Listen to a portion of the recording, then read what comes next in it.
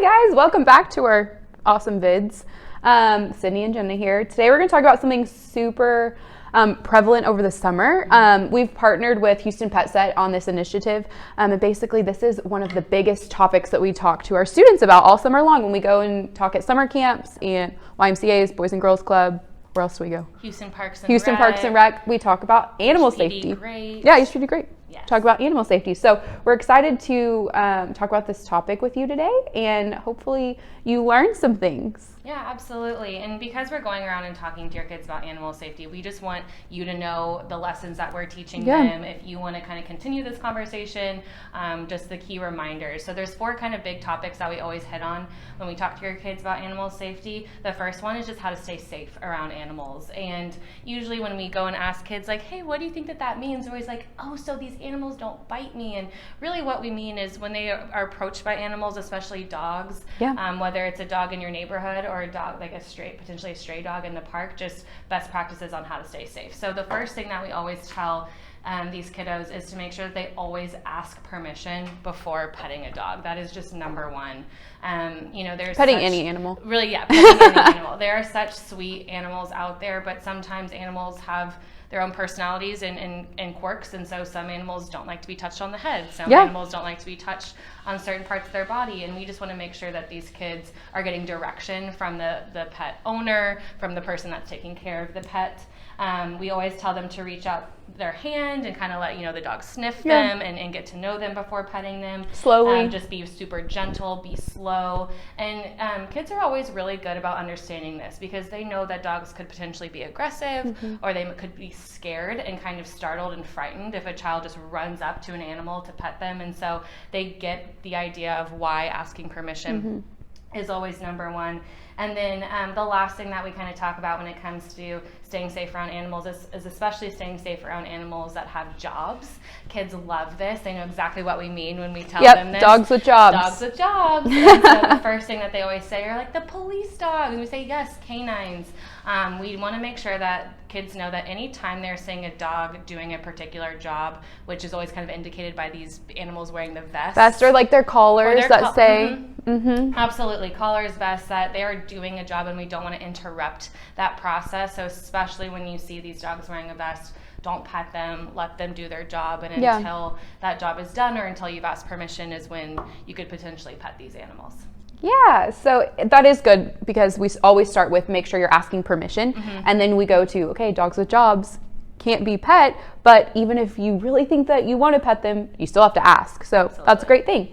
Okay, next thing we talk about is taking care of pets well. So a lot of kids have pets at home, whether that's a dog or a cat or a fish. Kids tell me they have snakes, guinea pigs. I had a chicken this summer. Oh, chicken. I did give it a chicken. All I right. love that. All right. So we talk about what it means to care for a pet. I usually start by asking them, what are the things that you need? And they say food and shelter and love and attention. I'm like, all those things are right for pets as well. So reminding them that if they are allowed to have a pet in their home, that they have to pay attention to it. Like if they came home from camp and their parents just completely ignored them and didn't pay them any attention and didn't hang out with them or feed them, they would be sad. Same thing for your animal. Just yesterday we came home and my dog is nuts and was going crazy for us, all excited, and my husband goes, what if we didn't have a dog that was just so excited to see us when we got home? That would be so sad. I'm like, yeah, exactly. So pay them attention, make sure they have good, healthy exercise. Something to take into account right now, especially in Houston, is the heat. It's so hot. So when you exercise your animal, whether that's a dog or a cat or a chicken, make sure that you're doing it when it's not so hot. Early in the morning, late in the evening, but in the middle of the day, it's just so hot, which kind of brings me to my next point of make sure that they have food and water. Am I stepping on your toes?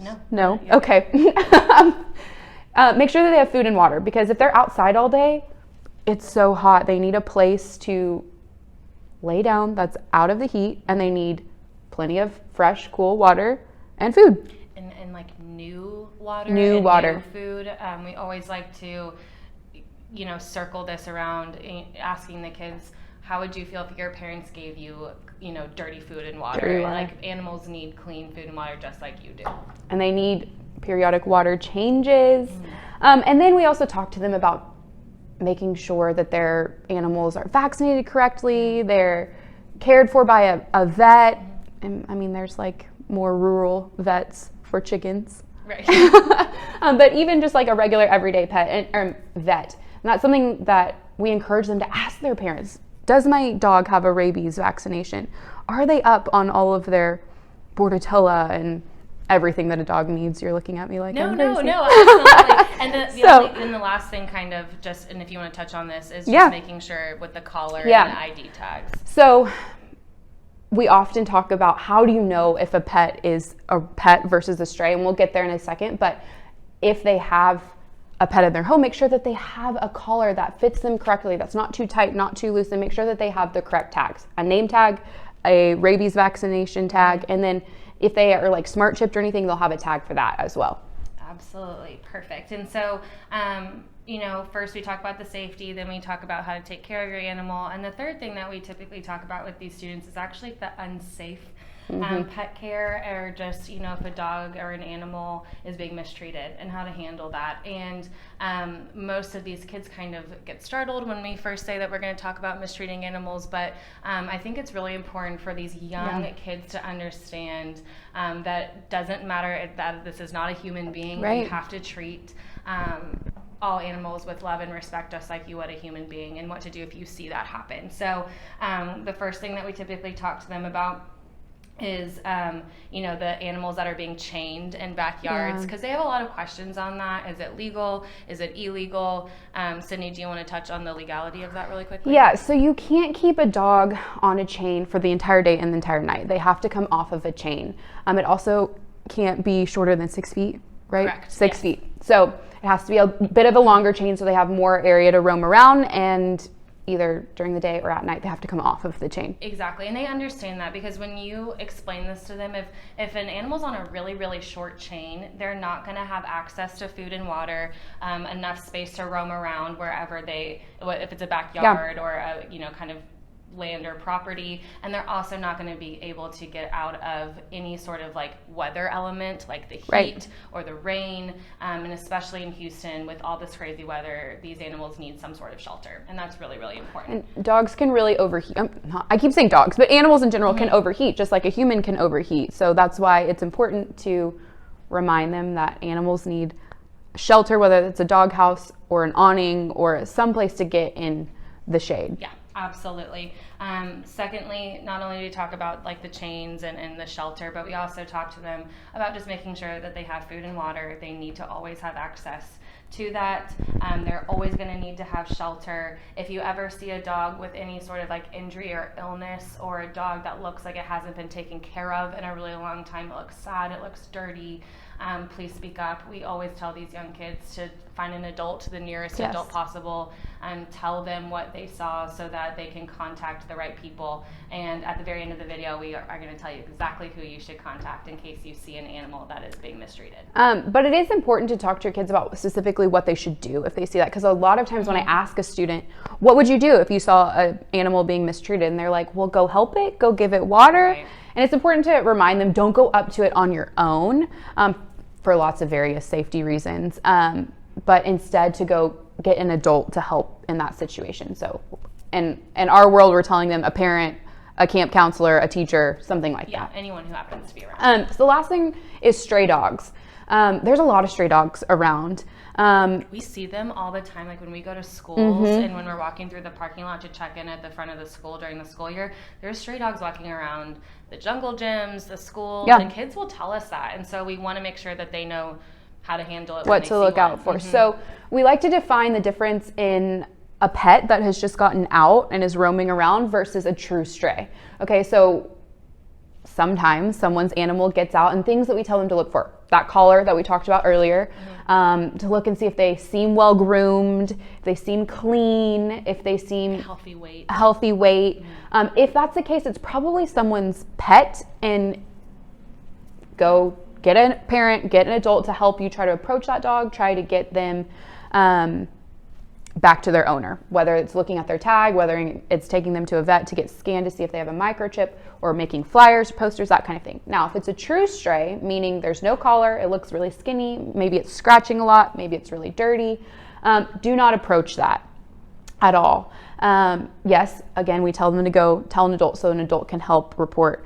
But it's just dangerous to walk up to that kind of animal. You never know if it's going to hurt you or be aggressive or sick. Okay, so the other thing that we say is don't ever throw anything at an animal. Could scare them more, could hurt them, could make them more aggressive. Okay, so you don't want to throw anything. And then if an animal were to ever attack, I hope that never happens, but if it does, it's important to tell them specifically what to do. Don't run from that animal, because if you run, that animal's going to chase you, and most likely that animal will catch up. Okay, so instead, the best thing to do is to get into a really small ball and cover your head on the ground. I always tell a kid, we can fix a leg, we can fix a hand, but it's really hard to fix all the good things that are in your head. So cover your head with your arms and stay calm, so that hopefully that animal will go away. Perfect, absolutely.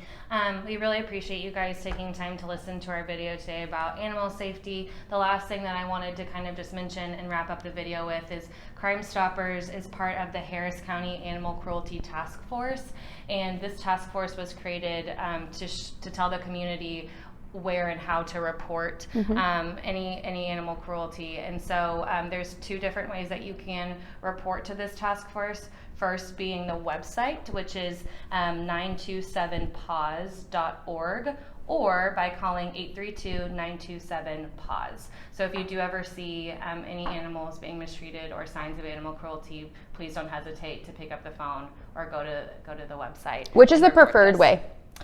The preferred way is the website. The preferred way is the website, and this is just a good place for everyone to come and report in one centralized location. Yeah, absolutely. And it's good to give kids we give the kids this information. They're always asking, do we call an animal shelter? Do we call you guys? And because we've partnered with this task force, we like to give a one-stop area.